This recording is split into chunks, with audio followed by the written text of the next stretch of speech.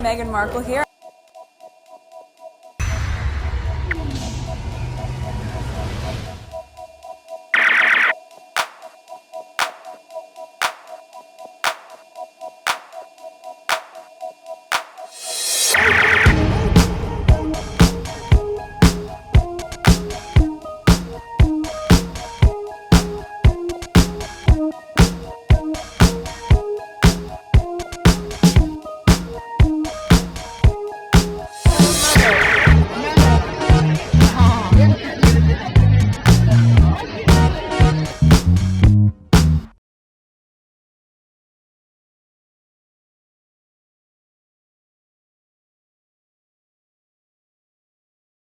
Next tweet, Michelle Obama, quote, "Don't even look at me about running because you all are lying.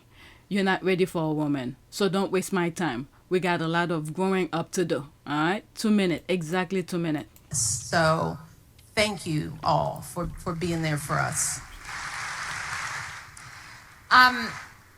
You stepped into a role that carried a preconceived idea of femininity and wifedom that was founded on the landmines of racism and misogyny. What the First Lady wears is one of the main ways, which you've already said, that a First Lady is talked about.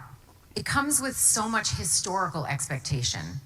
How do you feel about the fact that the First Lady is an archetype for wifedom and femininity? Yeah, I don't agree with that. Don't agree with that. It's it is a completely throwback on.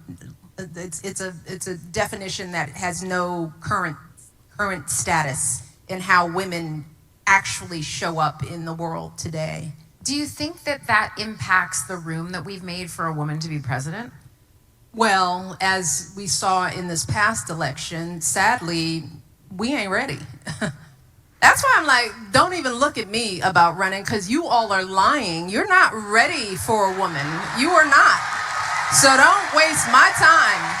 You know, we got a lot of growing up to do. And there's still, sadly, a lot of men who do not feel like they can be led by a woman, and we saw it. Twice. What was the question? I just said,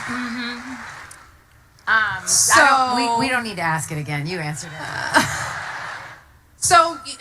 Femininity, wifedom. Yeah. I mean, I think we still have growing to do in that regard. And, you know, we can see how progress can be made and things can be snatched back when it comes to us owning our power as women. All right, so I don't want to go in the comment. Let's move on. And I think this tweet is making reference to it as well, to Michelle Obama. Okay, that's from Pop Base. Michelle Obama says, "Don't even look at me about running because the United States isn't ready for a woman president. We ain't ready. That's why I'm like, don't even look at me about running because you all are lying.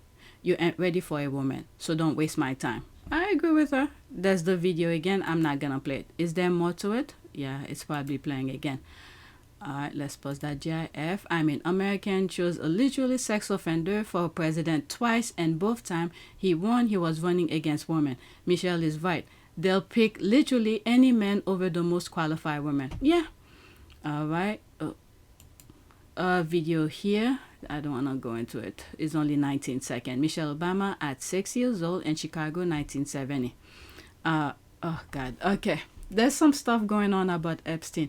Okay, I have some tweets here. You know what? Let me pause and move some stuff around. I have 2 videos making reference to one incident about the OBGYN, that pregnant woman. I'm sure some of you probably seen it in other videos, YouTube videos. And the ones that I have, I believe this one is a OBGYN doctor who's talking about it. This is why there is a disproportionate amount of black women dying during labor, not because of obesity or poor prenatal care, but because of the absolute disregard and inhumanity we are treated with while in labor. All right, let's listen to this. It's 2 minutes and 45 seconds. Fuck! When's your due date? God. Whatever you're doing right now, I need you to stop and watch this video. Fuck! When's your due date? Right now! So you don't have to be an OBGYN. You don't have to have any medical knowledge to know that this woman is in distress. Is your due date 11? My God. For those primal screams, not to invoke an ounce of humanity. Think about that. What? How many times have you been pregnant?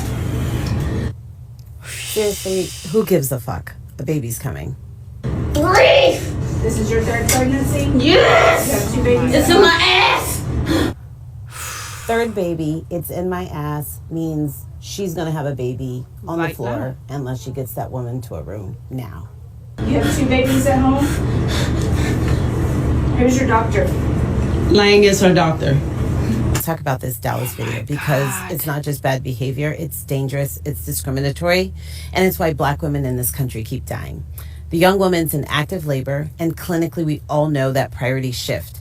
Intake stops, and your eyes should be on that mom and the baby. But instead, we're watching a nurse sit there asking frivolous questions while a black woman is clearly in distress, progressing, and not treated with the urgency and dignity that she deserves. The pain. It's not just rude, it's dangerous.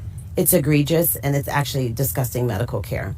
And I need y'all to understand something, that as a black OBGYN, this is not an isolated incident. This is a culture.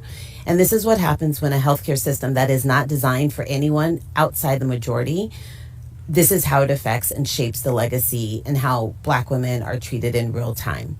This is our maternal mortality numbers. Wow. This is how black women end up ignored, undiagnosed, untreated, and unprotected. It's a bias, it's systematic, and it's behavior like this that gets passed down, normalized, excused. This is a culture problem in Dallas, Texas probably as a whole. And a culture doesn't change with a press release. It changes with accountability, retraining, leadership, consequences, and a refusal to let people like this touch patients. So, in closing, black women deserve urgency, compassion, and clinical excellence. This ain't it. What we saw was unacceptable, and it's time that the healthcare system finally stops pretending that this doesn't happen. You need to do better. This is crazy. Crazy, crazy, crazy. Okay, that nurse is fired. Good. Oh, did they fire her? Oh my goodness. Let's see here. The nurse fired. Good. This is a 19-second. What is it? Okay, there's a music. I'm gonna be flagged for it anyway. There's another tweet that I have making reference to it. Alright.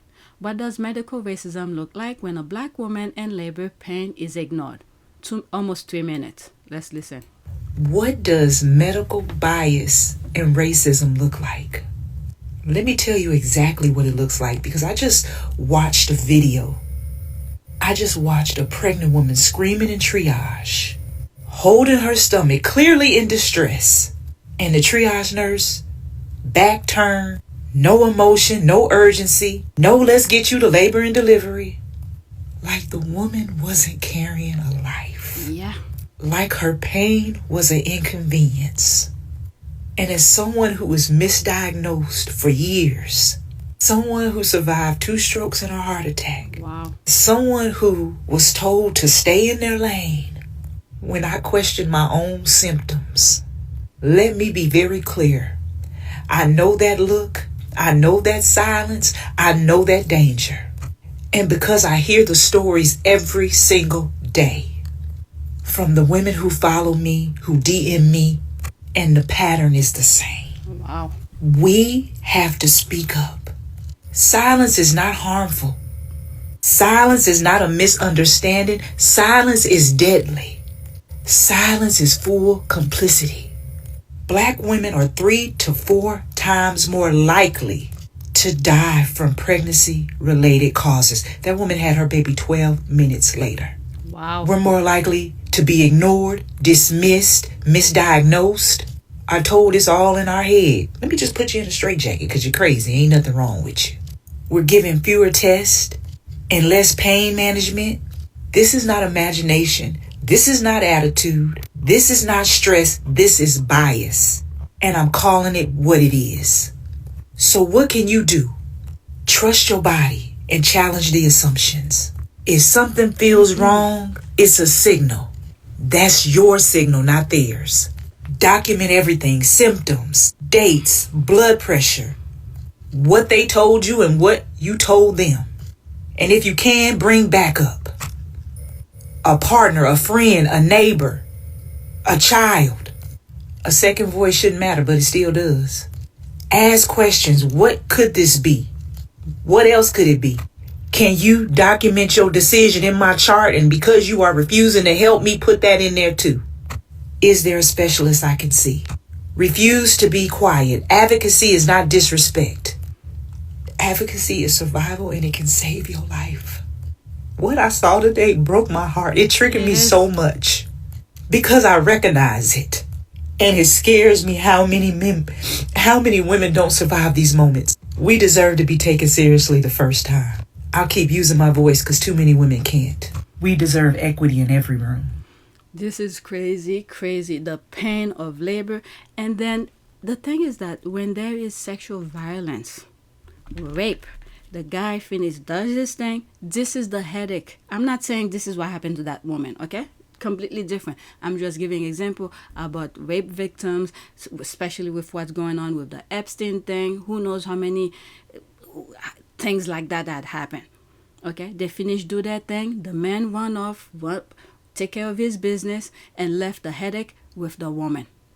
Okay, so I'm not gonna go in the comment. What does Let's oh, that was her. That you have worked the nurse. That was her. My God. Baggage for God. Okay, so from this point on, this is a new video. I have 2, 4, 5 tweets regarding, I guess, had to make a reference to Epstein.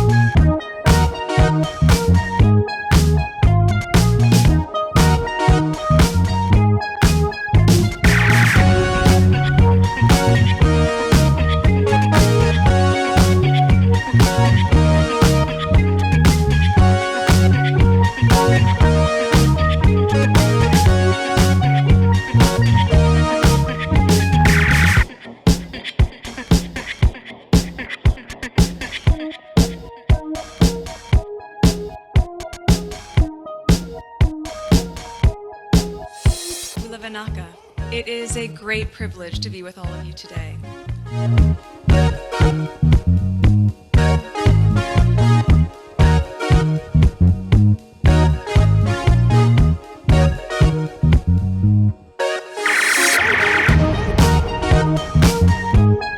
You know, we ask for forgiveness and please come back.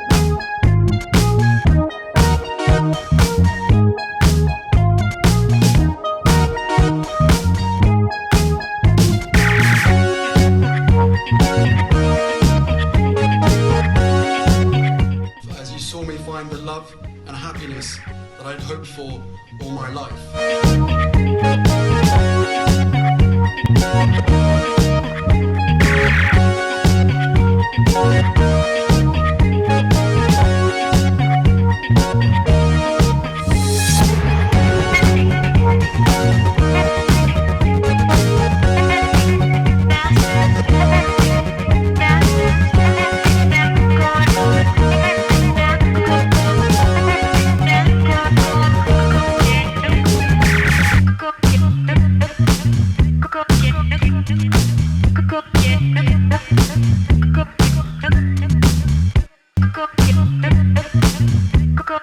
You are all in this together, and if I may speak personally, we are all in this together.